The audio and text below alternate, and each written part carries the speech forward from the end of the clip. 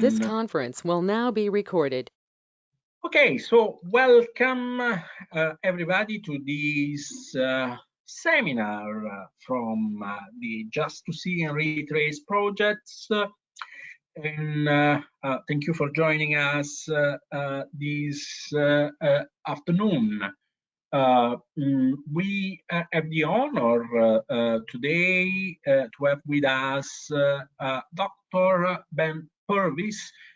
Ben has recently joined the Just to See project on a postdoctoral research associate position.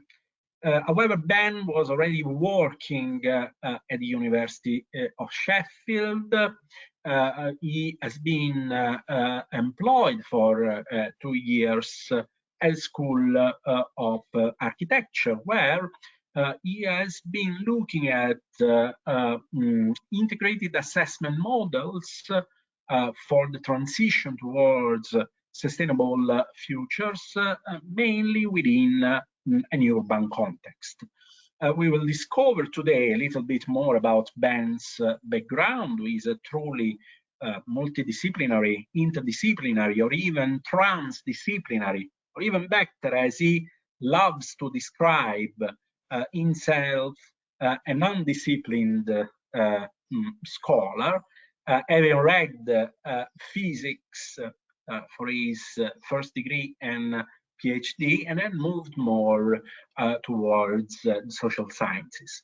Given this background, Ben's work is very much concerned with questions, with issues which are at the root of the transition towards sustainable futures. And he will be mainly working on work package 4 of the Just to See project, which is the one concerned with the creation of a decision support system for aiding the transition towards circular supply chains within the context of a just transition, so addressing also the social dimension. So without wasting more time with my introduction, let's go to the important things. So over to you, Ben. I can confirm we can see you, we can see the screen. So you can start with your presentation. Thank you. Great, thanks a lot, Andrea.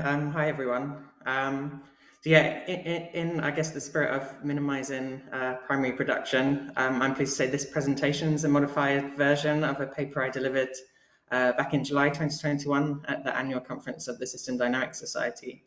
So I believe Andreas circulated the original paper prior to this talk. So if you're interested in further details, particularly the references, yeah, check that out. So let's move my slide forward. There we go. So I guess I want to start briefly, since this is my kind of first formal introduction to the group. I want to start briefly by presenting my kind of research trajectory. So Andrea's kind of noted bits of it. So I kind of think it's something that's always kind of important when working as a team, particularly in this kind of interdisciplinary environment. And certainly for me to kind of understand methodological approaches and research worldviews and how they've kind of been informed and influenced by the places we've kind of occupied within our research careers. So for me, my research journey begins, I don't know, somewhere in the early 2010s, during which I studied an undergraduate degree in physics. So my journey is kind of one of evolving epistemology and shifting worldview from this kind of quantitative positivist physics background to becoming a more critical social scientist.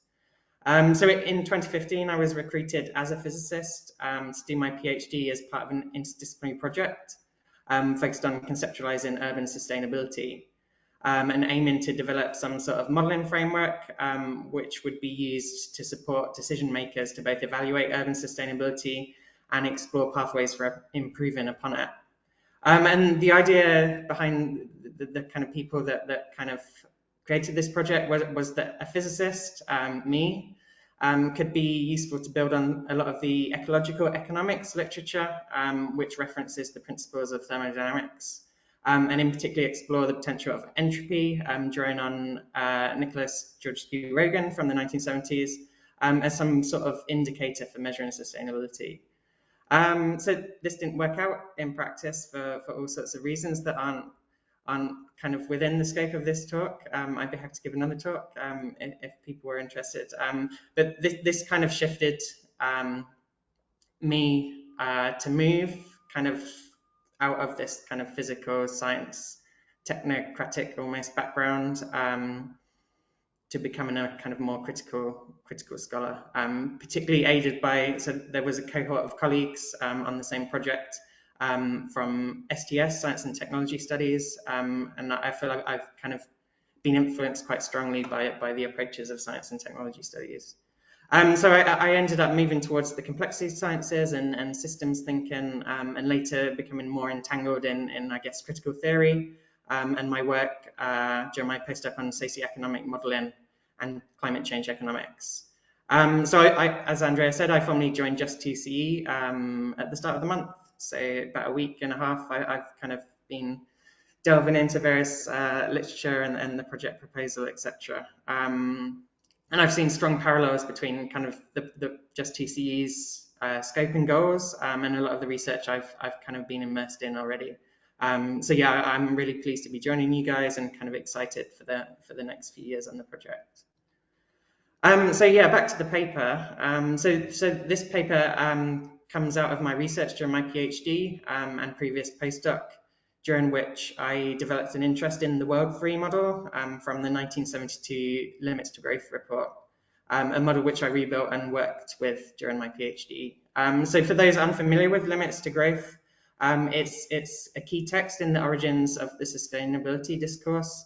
So the team behind it built a computer model representing an abstracted version of the global human environment system and used it to investigate various scenarios, forwarding the argument that action must be taken to address endless growth, otherwise society will undergo some form of collapse in the kind of terms they put it.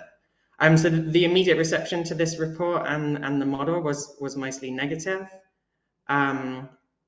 So yeah, this limits to growth. Sorry if I interrupt. We're just seeing the initial slide at the moment. I don't know if that is intentional. Or... yeah, no, that's fine. Yeah, sorry, I've got an absence of slides. So yeah, I'm just talking around it. Yeah, thanks. So yeah, the limits to growth model was produced 50 years ago this year, and the motivation of this paper when I first started to sketch it out was to understand how this kind of field of global modeling, looking at human environmental systems, has evolved since the 1970s. And to do so, I selected integrated assessment models, which are an integral part of the IPCC's climate assessment work and a direct successor of this kind of world modeling from the 1970s. So this paper is kind of motivated by a desire to understand how the IAM paradigm kind of achieved a niche hegemony within the climate literature, whilst its spiritual predecessor, Limits to Growth, seemingly fell flat. And therefore, what can we kind of learn from this divergent response? So yeah, I'll start with a kind of quick overview. I know I've talked a lot already about them, but the overview of the Limits to Growth and World 3, their history and background, what they are and what they say, and then the same for integrated assessment models. And then I'll go on to outline the parallels between these two paradigms, why they make for useful comparison. And then exploring the divergences of their reception, I focus on 4 areas of analysis. So the specific modeling techniques, the presentation of results, transparency, and depoliticisation. And finally, I'll then conclude with kind of some implications of this comparison, specifically relating to how Just TCE, this may be relevant to the work of Just TCE, and then hopefully we'll have a discussion. So yeah, in 1970, the Club of Rome, which was an organization of industrialists, researchers, and policymakers concerned with what they termed the present and future predicament of man, approached the system scientist J. Forrester, which led to a 1971 pilot study, which produced a system dynamic simulation model which explored the dynamic interaction of various human environmental systems aggregated at a global scale. So the Club of Rome were kind of impressed with this pilot model, and with the Volkswagen Foundation, they decided to fund and engage a team of researchers at MIT, led by Meadows, to build a full system dynamics model, which became World 3, intended to investigate the interaction between systems of capital, agriculture, pollution, and resources, and investigate the constraints placed on growth by the finite bounds of the planet. So the headline outcomes of this modeling exercise were published in 1972 in the Limits to Growth, which was a non-technical book pitched at a popular audience. So from its publication, the report was subject to kind of a sustained, quite unpleasant critique from various quarters, including journalists, economists, but also ecological activists, the right wing, the church, all sorts of various groups. And today it still has a reputation of being kind of alarmist or wrong, although there's been a lot of work in the last decade or so reviewing this legacy. So to briefly outline the model, World 3, on which the report was based. So the modelers behind the report, they took the approach to identify and study dominant elements and interactions that they perceived to influence the long-term behavior of the world system, as they termed it. So it's a relatively simple model using the methodology of system dynamics developed by J. Forrester, and it explores the evolution of various parameters governed by coupled differential equations. So it's comprised of 5 interacting sectors or subsystems: population, economic capital, agriculture, pollution, and resources, all of which were globally aggregated, so that there's kind of no representation of inequalities, either at kind of a national or an international scale within this model. The simulation was run from 1900 to 2100, so the model simulates the evolution of the various parameters within these systems over this time period. And finally, a comprehensive technical report was published in 1974, which contains all the equations, assumptions, and data sources behind the model. Although a key point, which I'll come back to later, is this technical manual wasn't released until 2 years after the headline report itself, which has led to, I'll go into that in a bit. But yeah, so various versions of the model are available freely online today. So in principle, anyone kind of has access to play around with it. And there's a few web app versions as well. So the Limits to Growth report. So by kind of simulating the interaction of population, economic, agricultural, resource, and pollution subsystems from 1900 to the 21st century, sorry, I lost my placement. So yeah, the report starts by kind of exploring logical arguments relating to the constraints of growth imposed by finite planetary boundaries, before giving a kind of brief introduction to systems thinking, particularly focusing on the nature of feedback, which is kind of feedback's key to the system dynamics methodology, and kind of the report itself focuses a lot on kind of feedback and the nature of feedback. So following this kind of introductory section, the report introduces the model before presenting a succession of simulated scenarios, begin with what they term the standard run. So this kind of poorly resolved figure here gives you a vague view of kind of the graphical output. So in terms of representing their scenarios, they illustrated them graphically. And then presented a narrative alongside this kind of graphical headline scenario. So for the standard run, which is described as business as usual, it kind of describes no systemic response to unfolding problems of pollution and resource problems. So the graph is kind of displayed showing the simulated trajectories of various model parameters over the time horizon. So we see from 1900 to 2100. So you probably can't see because the resolution is poor, but here we have kind of decline in resources modeled by the model. And here we have, I think, population and economic capital. So kind of this feedback and coupling effects. So from the declining resources, the model simulates the kind of the collapse, as they term it, of the economic system, which is based on these resources, and a lack of kind of intervention to decouple from the reliance on the resources. So the business as usual case kind of sees this collapse of the economic system in the mid-21st century due to these resource constraints. But the report doesn't stop here.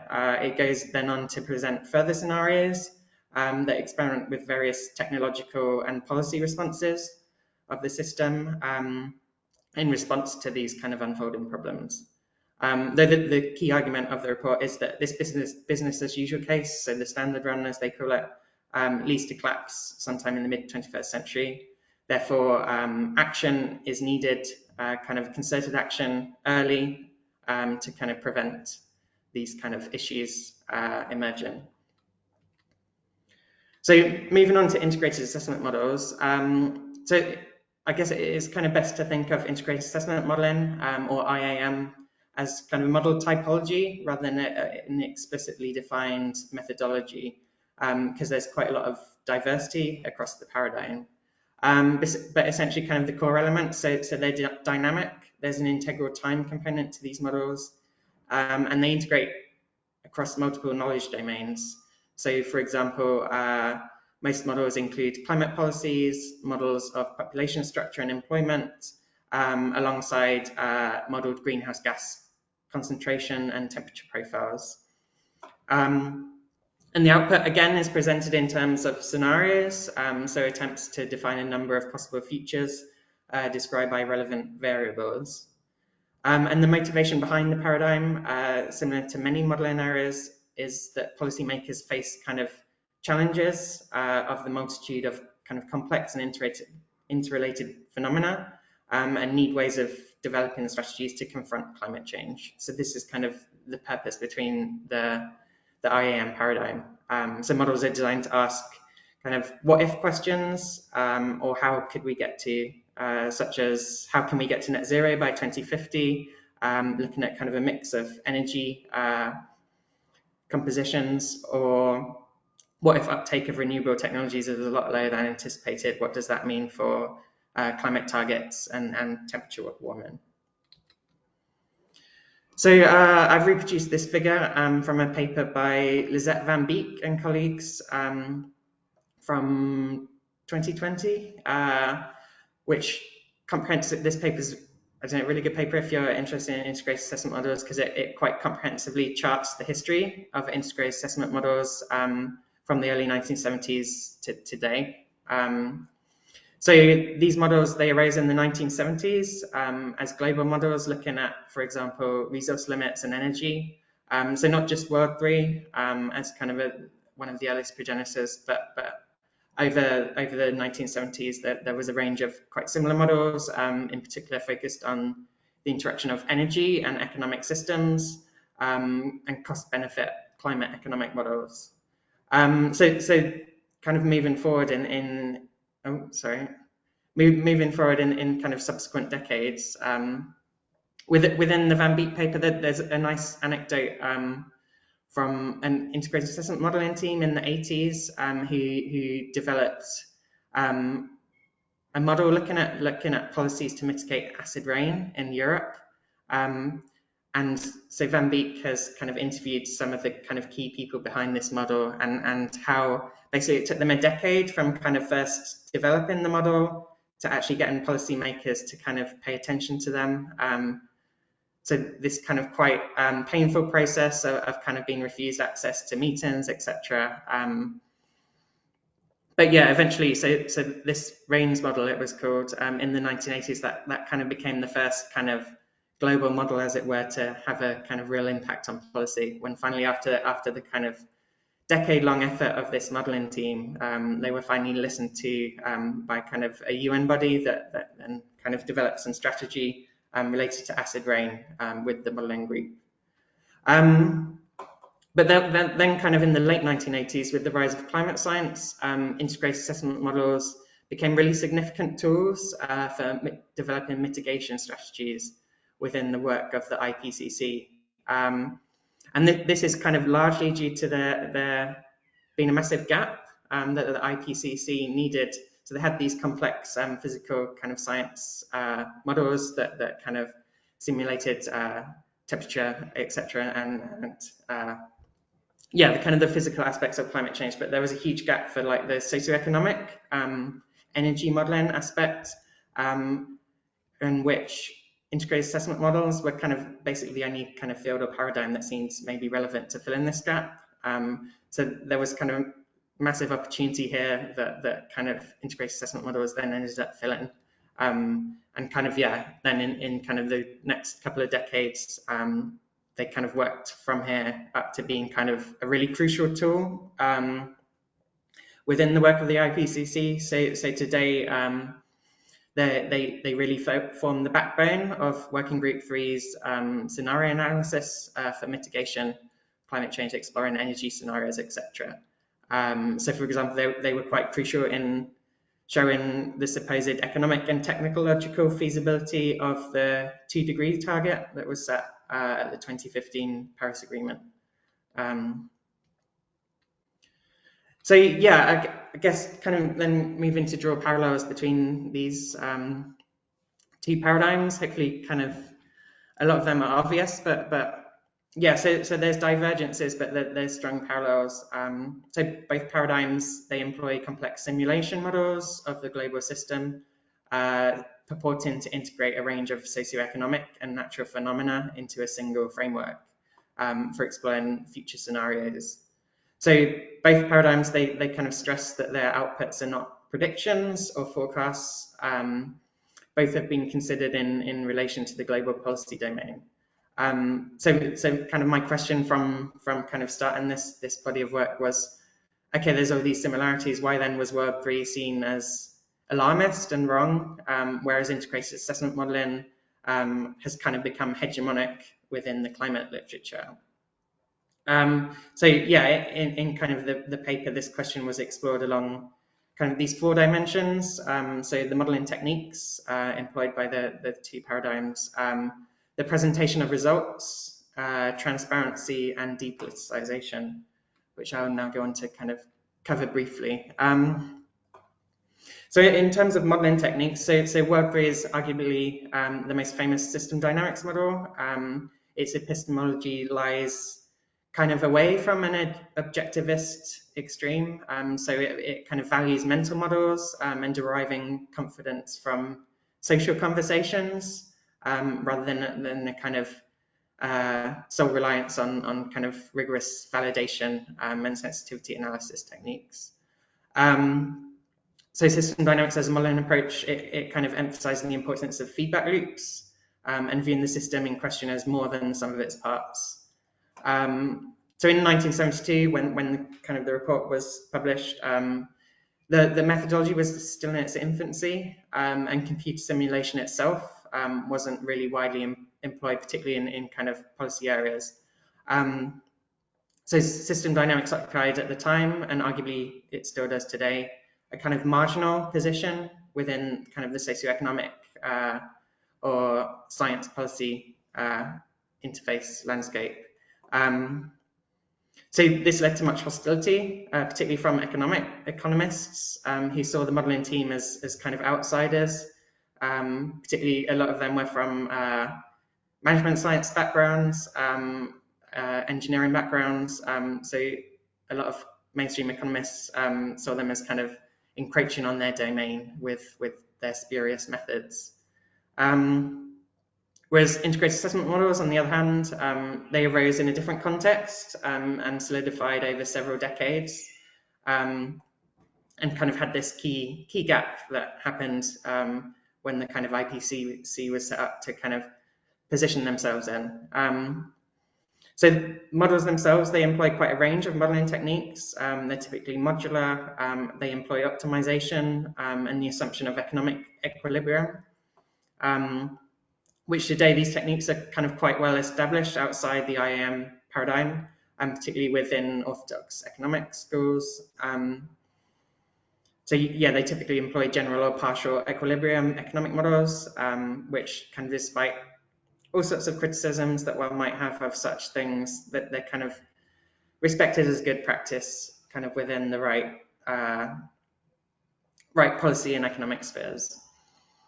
So moving on to the presentation of results. So both paradigms, they kind of employ the use of scenarios. So within limits to growth, these take the form of kind of graphs depicting the evolution of a number of key variables across kind of the 200-year run. And they're described qualitatively with accompanying text, kind of describing what's happening within the scenario in kind of plain terms. Whereas the output of integrated assessment models, they tend to be presented in academic forms, so in journal articles, technical reports, etc., as well as in the IPCC technical reports and appendices. So you kind of struggle to find plots similar to this within the integrated assessment model literature. So results are typically presented separately by sector, so kind of sectoral analysis, often in different publications or sections of reports. And then within the kind of wider work of the IPCC, the centrality of the model outputs are far diminished from that of World 3, the prominence of World 3 within the limits to growth report. So whilst their importance, the importance of this modeling field has kind of grown over time, and perhaps despite the wide-ranging implications of the use of integrated assessment models, the kind of discussion of modeled outputs and the models themselves continues to form a very minor part of the third working group report, as well as kind of at this science policy interface. It's very kind of hidden in technical reports, the use of these models.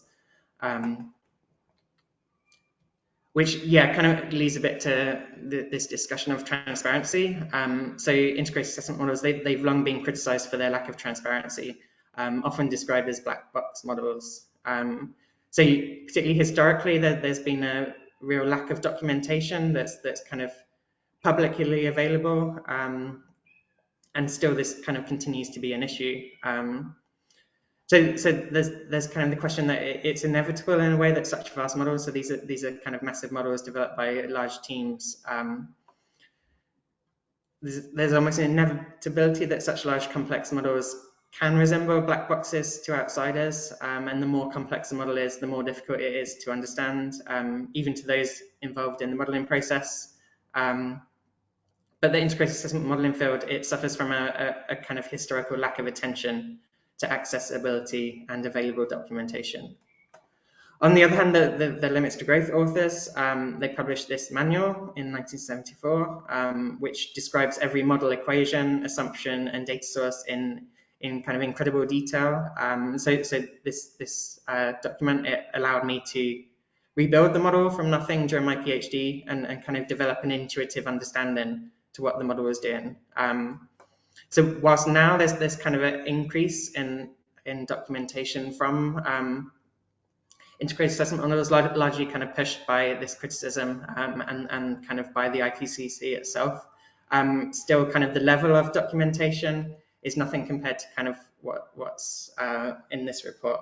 It's kind of some basic equations. There's no kind of discussion of kind of assumptions, particularly kind of these kind of political, socioeconomic, or kind of worldview assumptions that go into such models. They're absent from any sort of documentation.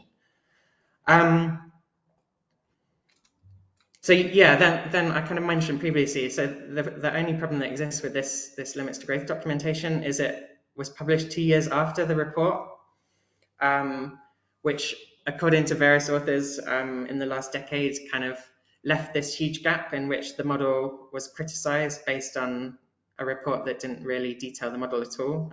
So a lot of the criticism that initially faced the report was based on kind of assumptions of what the model entailed rather than kind of analysis of the model itself. And that was kind of seen as a real kind of error, I think, made by the modeling team and kind of the team behind the report, because it led to all this kind of unnecessary criticism. And by the time the report, the kind of documentation was published, it was kind of this wave of criticism had passed and the model had kind of already become unpopular, and kind of no one wanted to fund kind of further use of the model.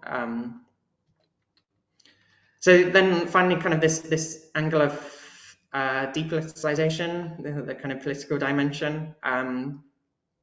So there's quite often a tendency to view simulation models as apolitical and objective, which in my view, and I guess many people in the project from kind of reading the proposal, etc., is kind of a highly problematic way of dealing with modeling and simulation.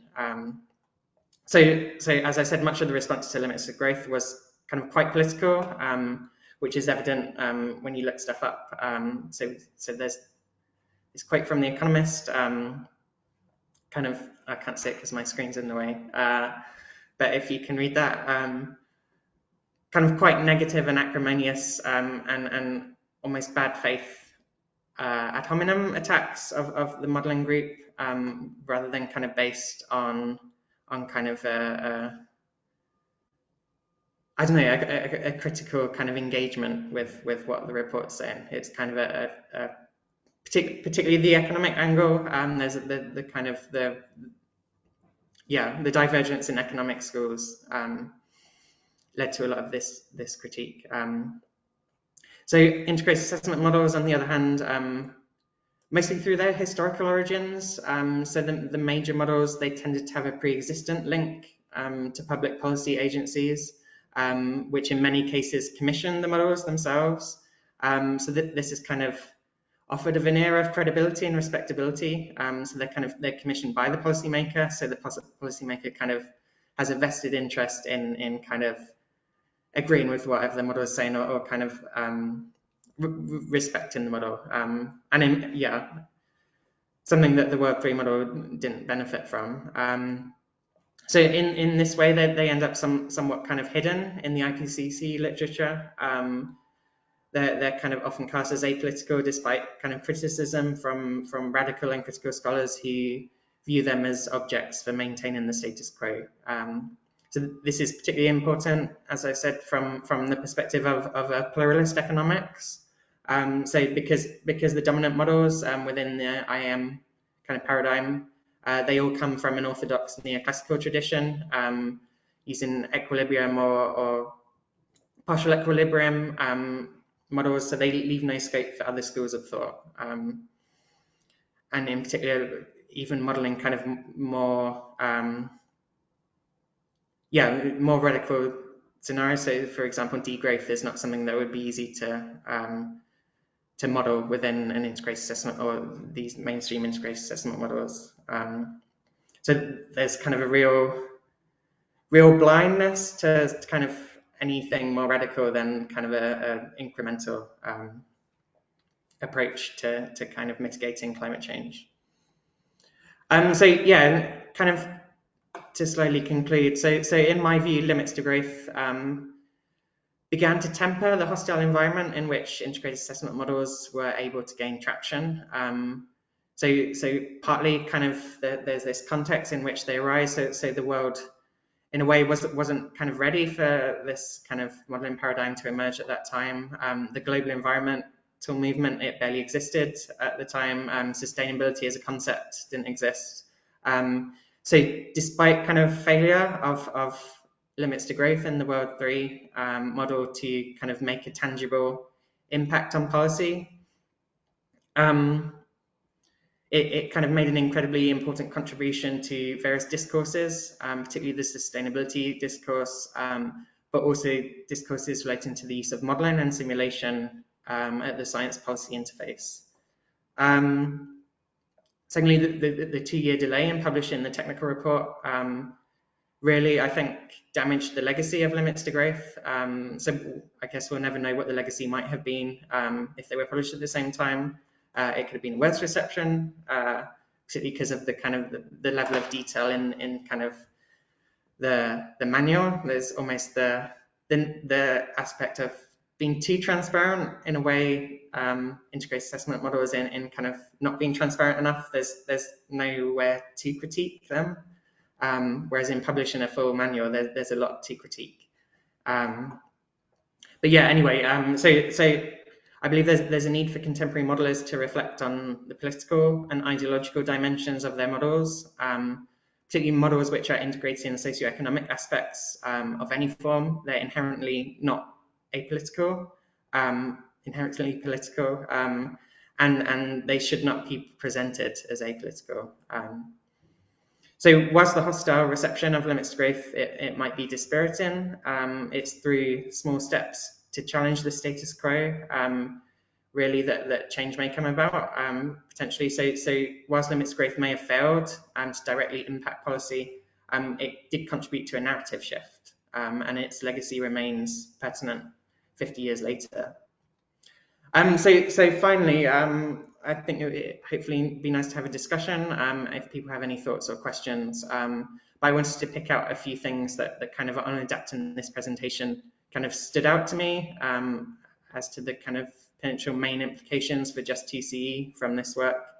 So the thing for me that resonated mostly related to this kind of depoliticization, which of course is a prominent theme for just TCE.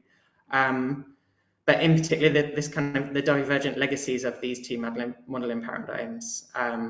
So limits to growth impact was less tangible, but did have a narrative impact, whereas integrated assessment model, perhaps through intentionally or unintentionally adapting to this kind of hegemonic economic paradigm, has a far greater direct impact on policy. But then the question is what's the point in having a policy impact if you just become a technocratic tool for maintaining a status quo?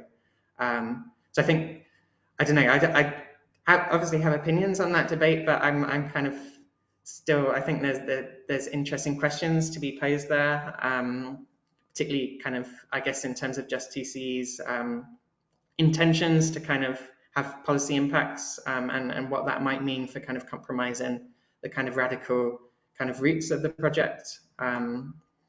So yeah, I'll leave it there. So there's a few references there if people are interested, and you're welcome to look up the paper. So yeah, thanks a lot. I'll hand back to Andrea, and hopefully if people have got any questions. Yeah, thank you very much, Ben, for this fascinating talk. I think this talk also provides an ideal bridge to the webinar we had last week within the Retrace project, hosted by Leandro and Giuseppe, where we were discussing about circular economy futures. How could a future circular economy look like?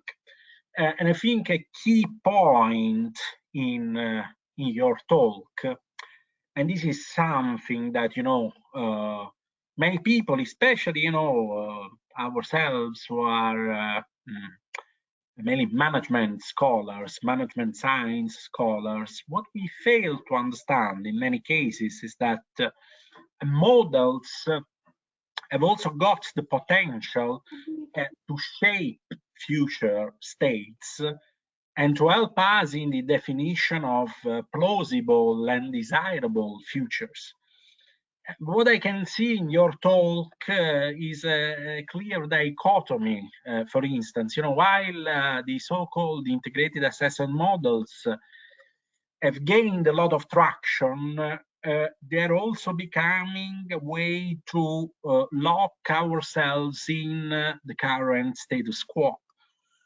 And as you say, and I completely agree on this point of yours, while the limits to growth report might have failed to achieve direct policy impact, it has given a fundamental contribution in terms of the battle of ideas, what somebody would call the battle of ideas, you know, in terms of counter-hegemonic narratives which have gained momentum. And I think, correct me if I'm wrong, please, this is the main takeaway from your talk, recognizing also the power that models have in shaping the future, in contributing to alternative narratives, in giving force to narratives that otherwise would be suppressed.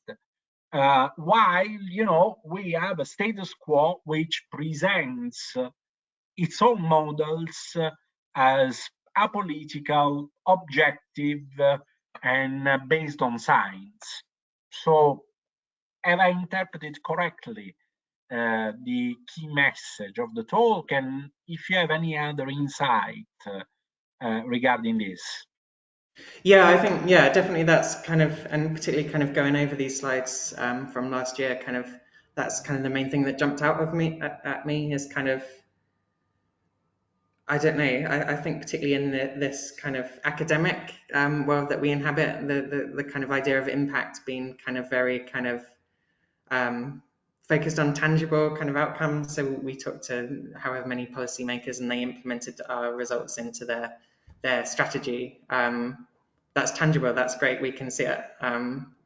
Whereas kind of the more traditional, someone read our report and that inspired them to do something else, and that kind of, all those kind of things get lost in that kind of quite narrow view of looking at impact.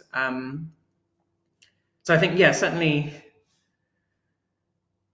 I don't know, something that interests me is that this model is now 50 years old, but still it's quite prominent compared to, I don't know, okay, there's a kind of a few prominent environmental literature pieces coming out of the 70s, but this is one of them. And the question is, why is that? Why the limits to growth and not, I don't know, something else?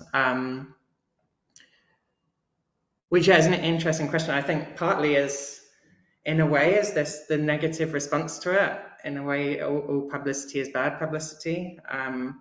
So the kind of, it's quite interesting reading some of the literature and kind of like interviews of the people involved in the project, and kind of, so that they were kind of really pushed by their funders to have a public kind of presentation and have a public kind of, so the report was aimed for a popular audience. That was kind of pushed by the funders. And it came at a time that the modeling team weren't kind of ready to kind of publish their modeling report, and that kind of, as I highlighted in the thing, that kind of became an issue from the kind of scientific perspective of well, they published their results early and no one was able to kind of critically engage with them.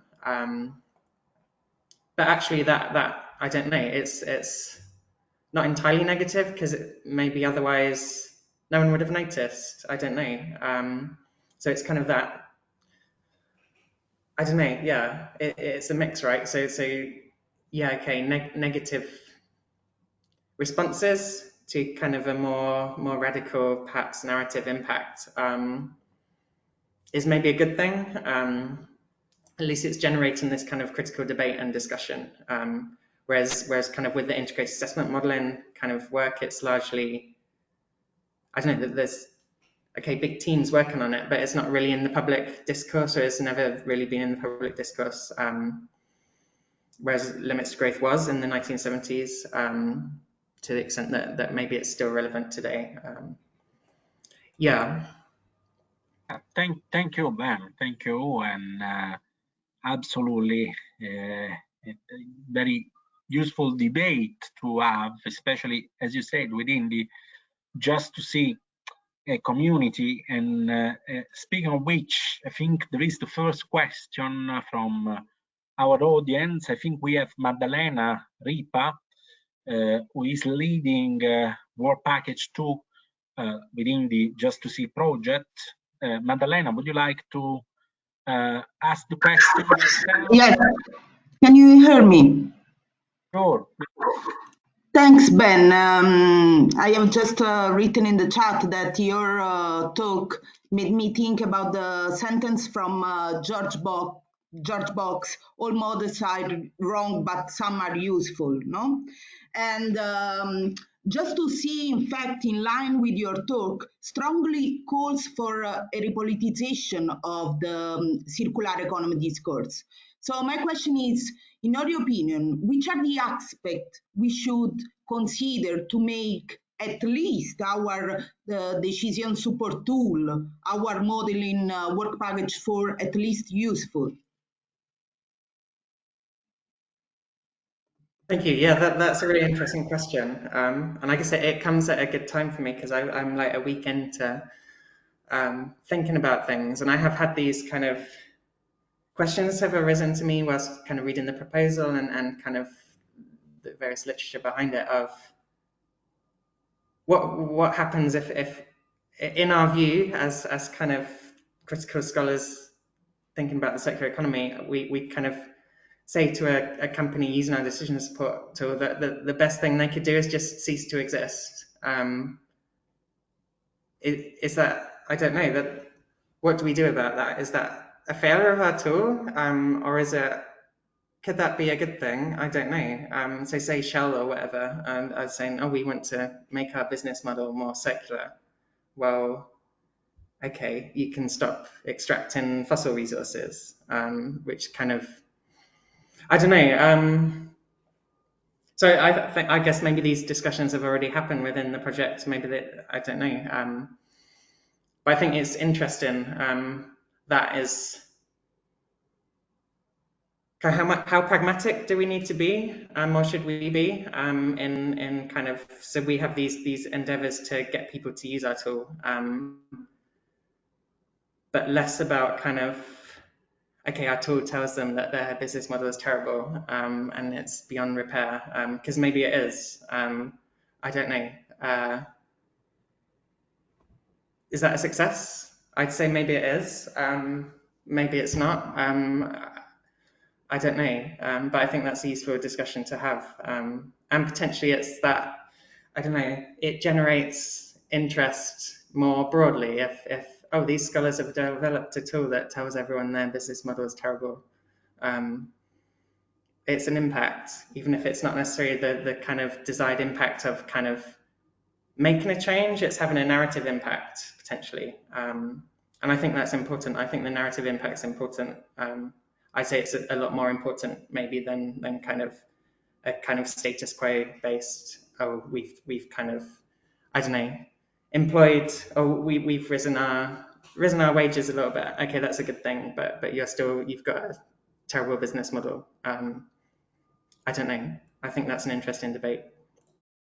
Thank you, Ben. Yeah, it's definitely an interesting debate, and I am sure we will see a lot of these tensions when we will develop the case studies within just to see, where also further down the line there will be the possibility of applying the decision support system that we will develop. And I'm sure, you know, a lot of the results could look like exactly what you were mentioning. Well, your model is completely uncircular, it's completely linear, and there is no way to upgrade it. And yeah, we are already facing some sort of similar issues with the initial work we are doing on the case study. And possibly, you know, we need to have this discussion as a consortium about what sort of dimension we privilege. Is it the pragmatism or also the narrative impact, which could be a very important dimension of the project.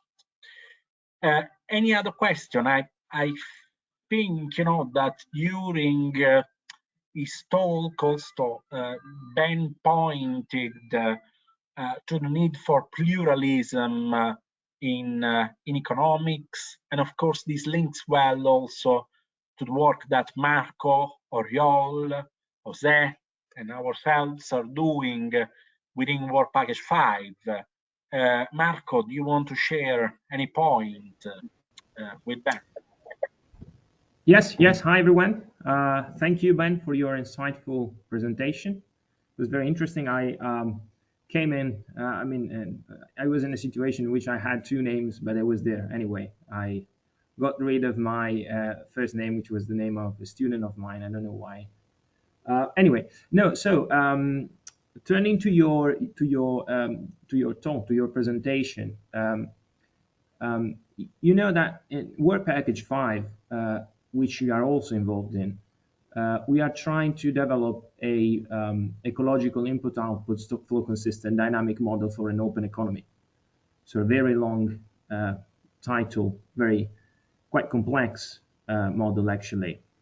I don't think it's an orthodox model because we don't have any, we will not have any, say, exogenously defined equilibrium. There's no optimization of anything. So it's a way of modeling things very far from the standard way, from the orthodox way.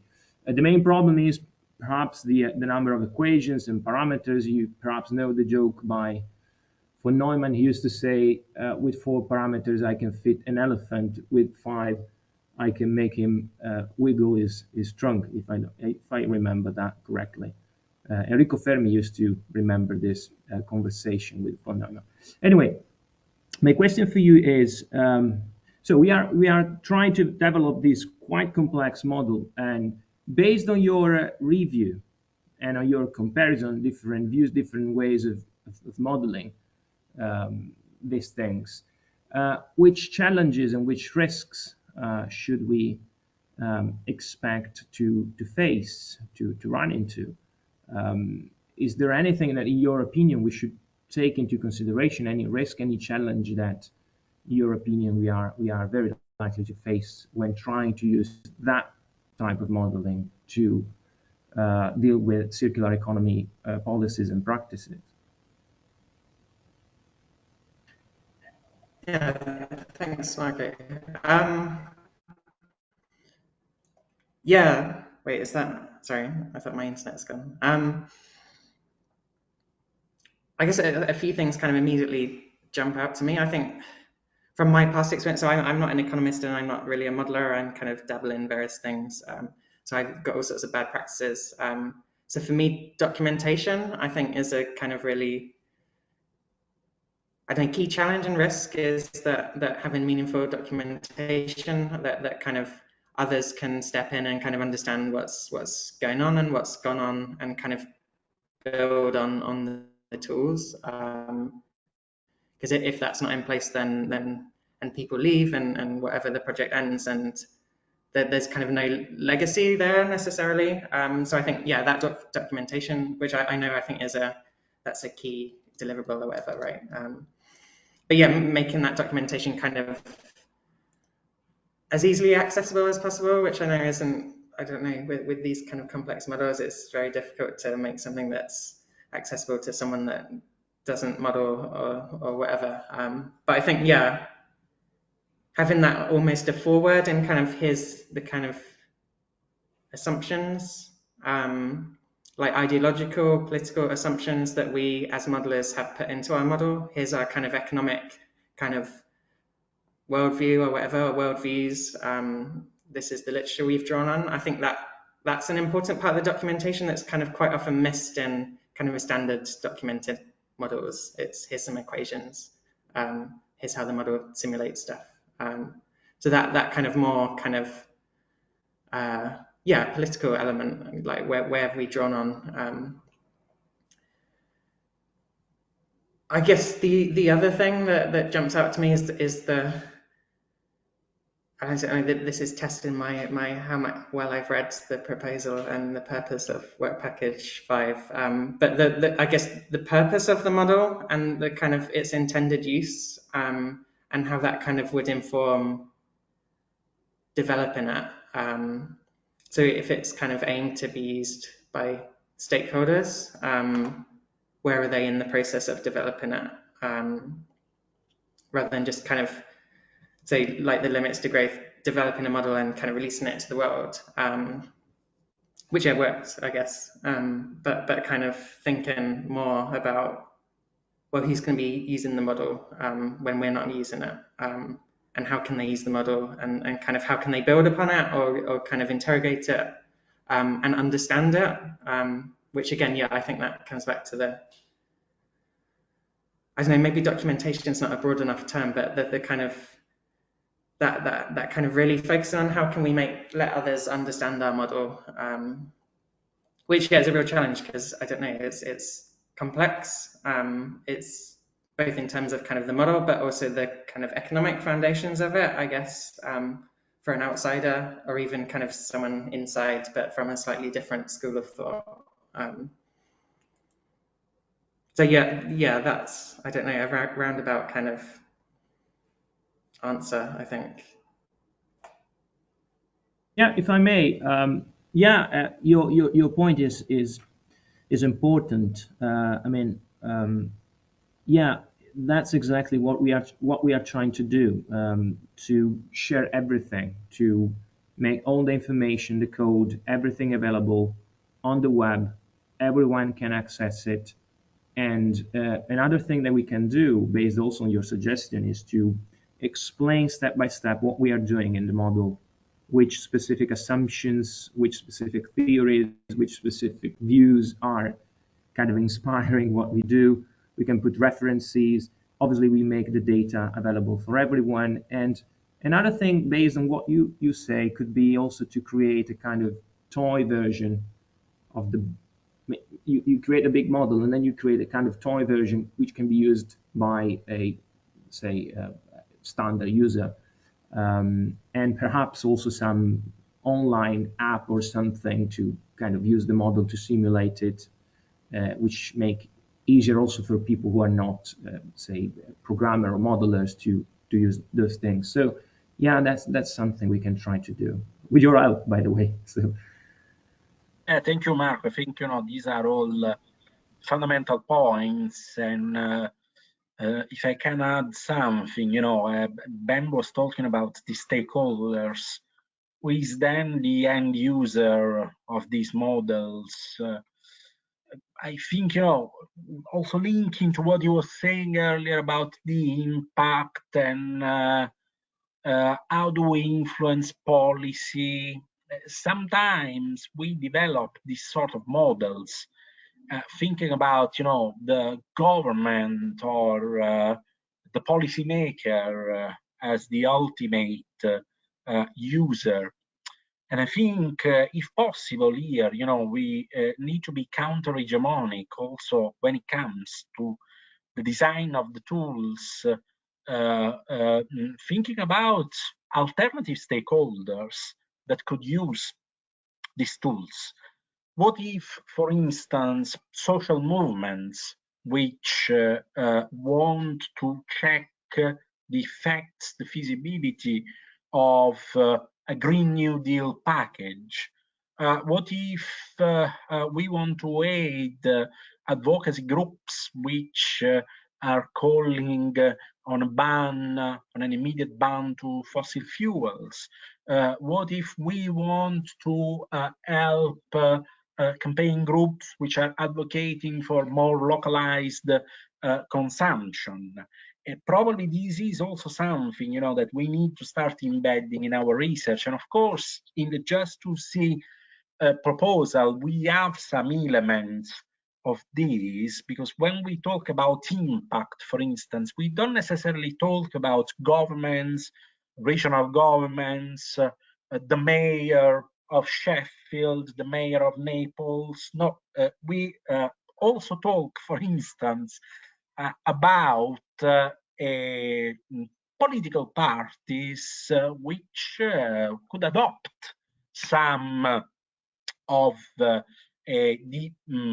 recommendations that come out of our models, or could use our tools, our models, to soundproof their proposals. And this could also be a mechanism for grassroots campaign groups. So absolutely, I think this is a fundamental point, and thank you, Ben, for raising this, because we need to define what do we mean by impact. Do we expect the European governments to go fully circular, to implement what Leandro and Josep described as a sort of eco-socialist scenario just as a result of our research? Probably not, but we can help other groups which are campaigning for these things in society to gain more traction, to gain more momentum. I don't know, Marco, if you agree, as a war package leader as well. Maddalena, any views on this? Please feel free to chip in. Yeah, absolutely. I do. We need to rethink also the what we mean for stakeholders. But anyway, if we can also influence directly the government or the supranational institutions, that's even better. I mean, we try to reach everyone. But I certainly, think at the moment they have other preoccupations, probably. yeah. So, well, yes, of course, we are trying to have an impact on the society and on specific groups and classes in the society, more than others, by the way. So, of course, I agree with you. Yeah, I also think that it's a good idea. It's also I mean, an opportunity that is in line with the repoliticization of circular economy, no? Trying to address other stakeholders beyond the ones that are usually addressed for the models and decision support tool. Thank you, Elena. Definitely. I mean, yeah, please. Hello, everybody. Thank you very much, Ben, and very nice presentation. I really enjoyed the presentation. Also, I had a chance this morning to read your paper, so it was a really insightful paper for me, and I really enjoyed the paper as well. So based on my understanding, there are two paradigms for decision-making modeling in this paper. But before that, I need to also mention that I don't have any background in environmental sciences, also climate change. My background is industrial management, decision making, modeling. So I'm more interested in this kind of modeling approaches to problems for operation management, supply chain management. But these two paradigms in the climate change policy is that one is integrated assessment modeling, and the other one, as you mentioned, based on system dynamics. They are really interesting. That is also a really good question. Why in the IPCC report they are not interested to apply system dynamics approaches? And this is a really good question, but more experienced researcher or scientists, they may have better answers for that. But my understanding maybe it's based on the roots. This is based on more economic approaches in the IPCC report, and the other one is more system dynamics, system thinking. Maybe this can be one reason, but to get a better sense, maybe we can compare the results. So, for example, a comparative analysis between the results can be one approach. For example, I read in your paper that in 1992 there was an updated uh, uh, uh, approach. In fact, for that, it's called beyond the limits.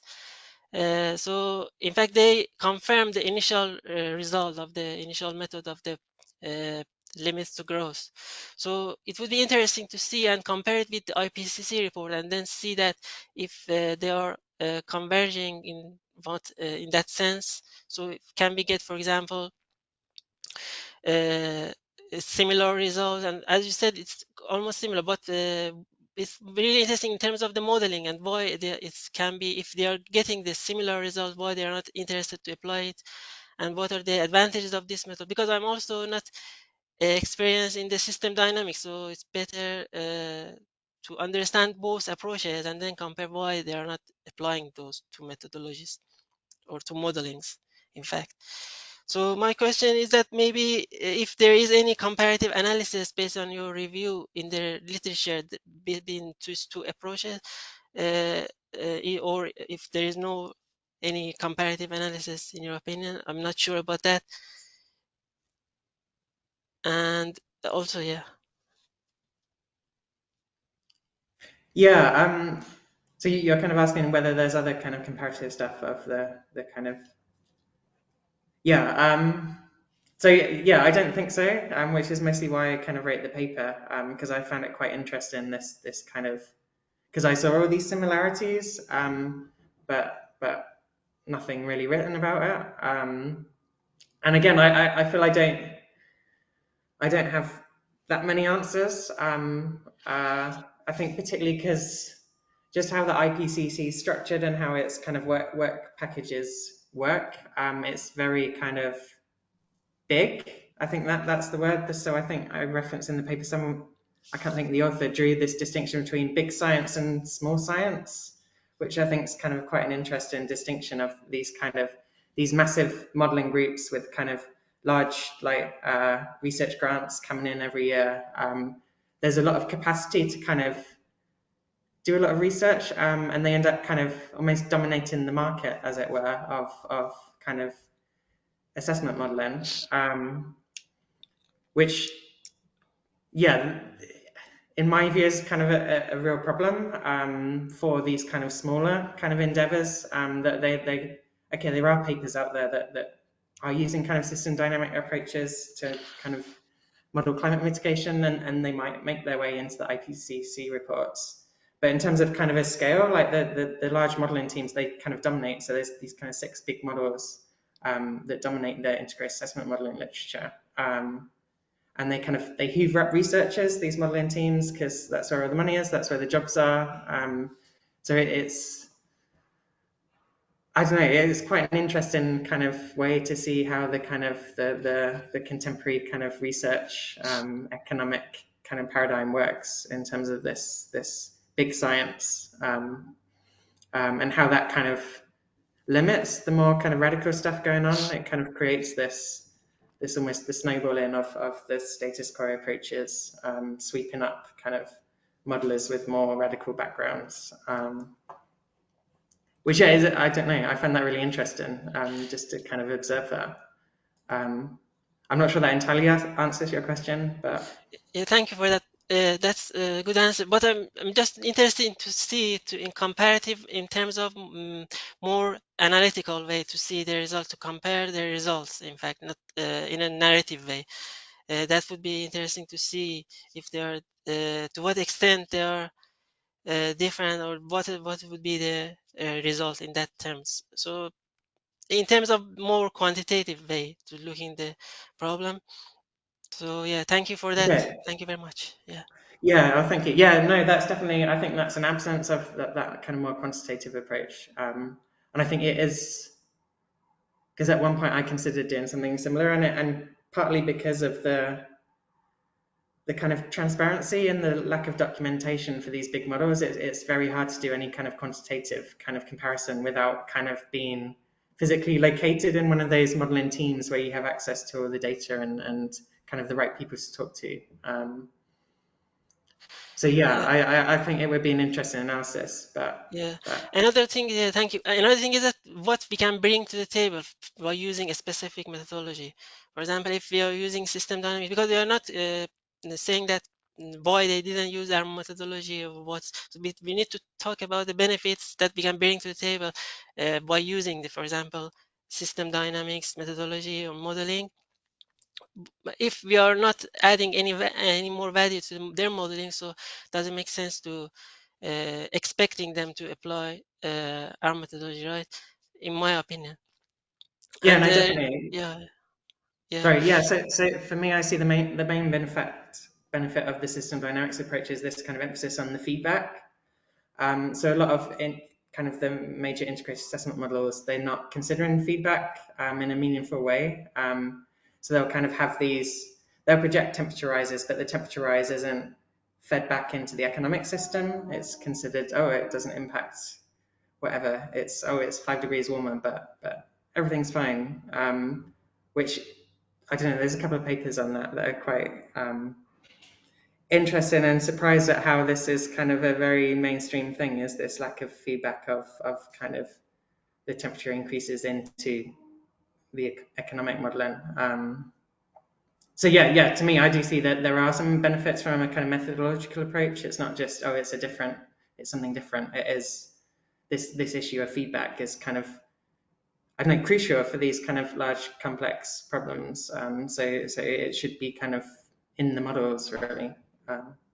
Yeah. Thank you, Amin. Thank you, Ben. And yeah, if I can add something, also learning from Ben's presentation is that, also ultimately the comparison the results might be quite complicated because the epistemological premises of the two classes of model are quite different. So it might also be that we are comparing apples with pears, and the comparability might not be immediate, of course.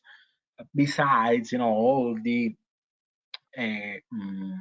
problems that Ben was mentioning about the replicability and reproducibility of some of the results provided by some classes of model. But certainly what you're mentioning, I mean, has some merit, especially, looking at the constructions on the construction of more pluralist approaches. I don't know if there is any further question. There is no other person booked in the chat. If nobody wants to ask any further question, we can conclude the seminar here. We can thank Ben for his excellent talk and for the very stimulating debate that it has generated. And of course, this is a debate that is likely to continue within the formal and informal structures of the Just to See project, within the work packages, within the workshops we will organize. So if you are interested in this, please do participate in all the initiatives that we will be running. And I hope this seminar also helped you understanding what we are doing, what are we doing within the Just to See project. I realize that we have a wider community in the audience being here today. We have also people from the management school at the University of Sheffield, not formally affiliated with the project. If you are interested in these issues, I mean, like yourself, do get in touch, and everybody can participate in our activities. Thank you very much, and I wish everybody a pleasant Easter break, both Christian, Orthodox, a good Ramadan to our colleagues who are currently fasting. So good festive season to everybody, and talk to you soon. Bye. Thank you.